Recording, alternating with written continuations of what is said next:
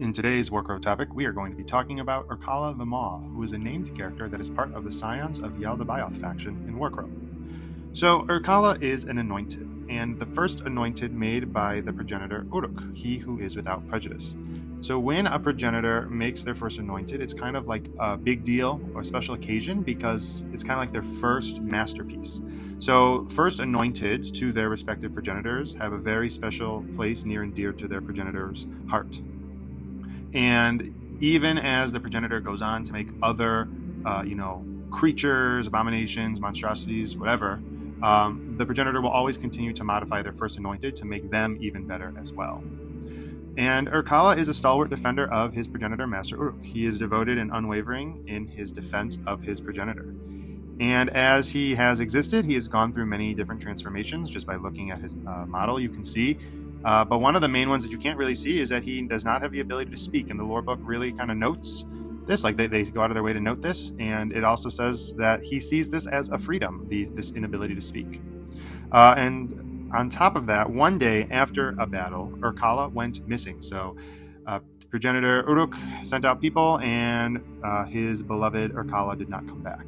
And as tradition states, there's always going to be a first anointed, so Irkalla quickly made another first anointed named Akamu the Gorge. We will talk about Akamu a little bit more at another time. But Irkalla actually wasn't dead and returned to Uruk, which is a little awkward.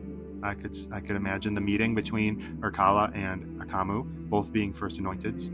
And tradition states that this second first anointed, Akamu, should have been killed because the actual first anointed, Irkalla, was alive. However, Uruk did not have the courage to kill Akamu. So now, progenitor Uruk has two first anointeds.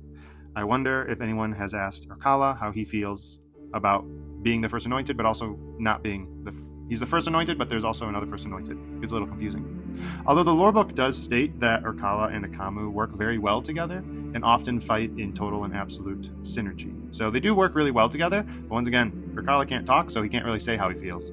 Maybe he should learn sign language or translate, how he's feeling through dance. Maybe Master Uruk will like an interpretive dance from him. Anyway, why is Irkalla cool? As I mentioned in the Anointed video, I really just love big tough guys in wargaming. It's just fun, world of whatever world you're in, whether it's sci-fi with lasers and hacking and all that stuff, or it's fantasy with magic and runes and stuff. Sometimes it's fun to just have these big muscle guys, and Irkalla is the biggest and toughest muscle guy of the Anointeds. So that's pretty cool. I think his inability to speak makes him even, spookier. He's just kind of like this silent force that is incredibly powerful. And if you've seen, in all these pictures and stuff I'm showing on the screen, the artwork, his art is terrifying. His abdomen is entirely a mouth. There's a reason why they call him the Maw. And he has that tooth axe sword thing, and it has eyes on it. And it's just, of course, yikes. It's gross. It's kind of weird and cool.